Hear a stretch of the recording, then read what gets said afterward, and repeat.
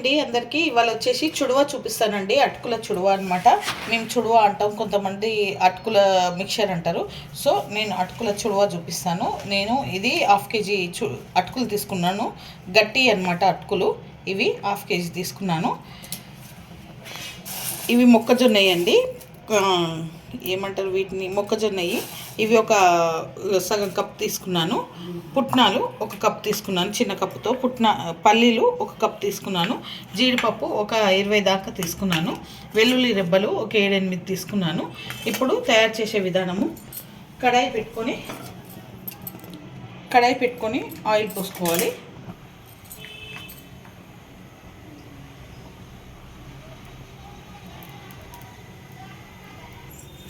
కడాయిలో పెట్టి మూతి పెట్టి ఓకేనండి. ఆయిల్ కాగింది. ఇప్పుడు అటుకులు వేసుకోవాలి. కొన్ని వేసుకుంటూ వేయించుకోవాలన్నమాట. ఓకేనండి, ఇలా వేయించుకోవాలి. అటుకులు ఒక గిన్నెలోకి తీసుకోవాలి. మళ్ళీ ఇంకొక వాయి వేసుకోవాలి.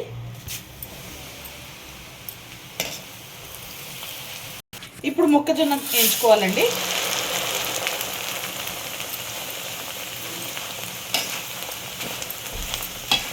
మొక్కజొన్న కూడా ఇలా వేయించుకొని పక్కకు తీసుకోవాలండి.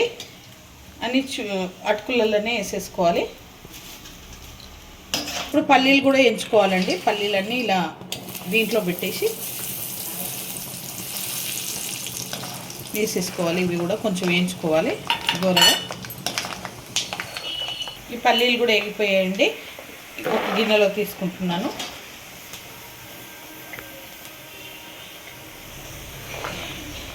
తీసేసుకోవాలి. ఇలాగే వేయించుకోవాలి. పుట్నాలు కూడా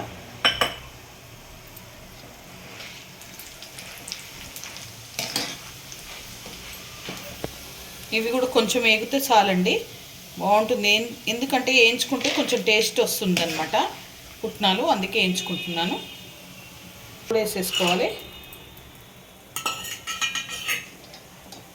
ఈ కాజు మాత్రం కడాయిలనే పెట్టుకోవాలి. దీంట్లో గంటలనే పెట్టుకోవాలి.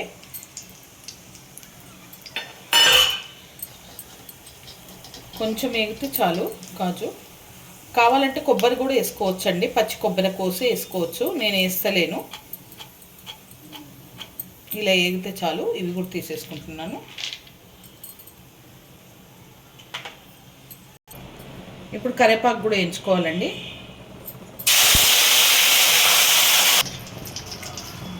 కరివేపాకు కూడా వేయించేసుకోవాలి. కరివేపాకు కూడా తీసేసుకుంటున్నాను. దీంట్లోనే ఈ వెల్లుల్లి కూడా వేయించేసుకోవాలన్నమాట.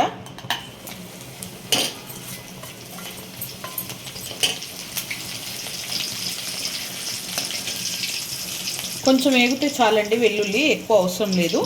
ఇక తీసేసుకుంటున్నాను గిన్నెలో.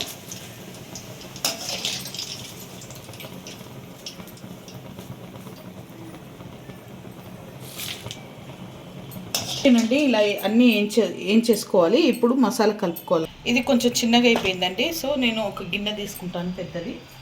ఇది పెద్ద గిన్నె తీసుకుంటున్నానండి. ఇప్పుడు దీంట్లో ఇవన్నీ వేసేసుకోవాలి.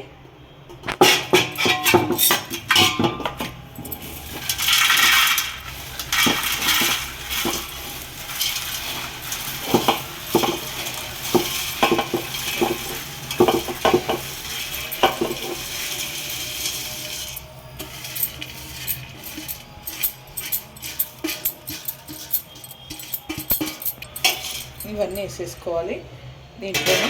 ఇప్పుడు ఇవి కూడా వేయించుకున్నాయి, పుట్నాలు, పల్లీలు, కరివేపాకు, ఇవన్నీ కూడా వేసేసుకోవాలి.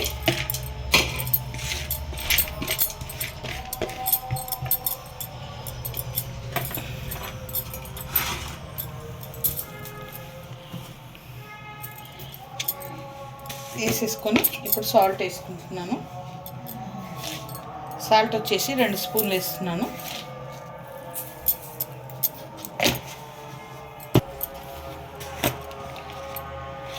పసుపు వచ్చేసి 1 స్పూన్ వేసుకుంటున్నా.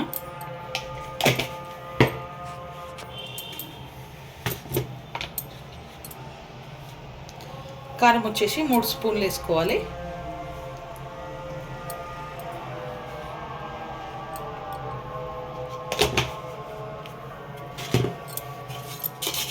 ఇదంతా మిక్స్ చేసుకోవాలి.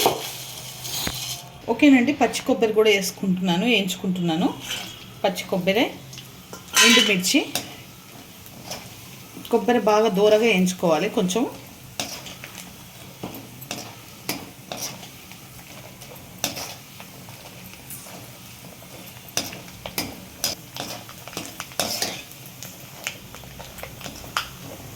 వేయించుకోవాలండి.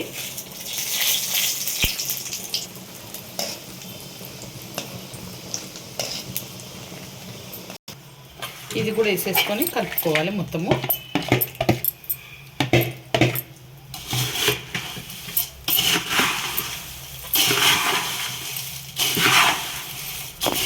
ఓకేనండి, అటుకుల చుడవ రెడీ అయిపోయింది. ఈ వీడియో కనుక నచ్చితే లైక్ చేయండి, షేర్ చేయండి, కామెంట్ చేయండి, సబ్స్క్రైబ్ చేయండి. చాలా బాగుంటుంది. సాయంత్రం పూట స్నాక్స్కి కానీ మార్నింగ్ టిఫిన్లకు కానీ చాలా బాగుంటుంది. మీరు కూడా ట్రై చేయండి.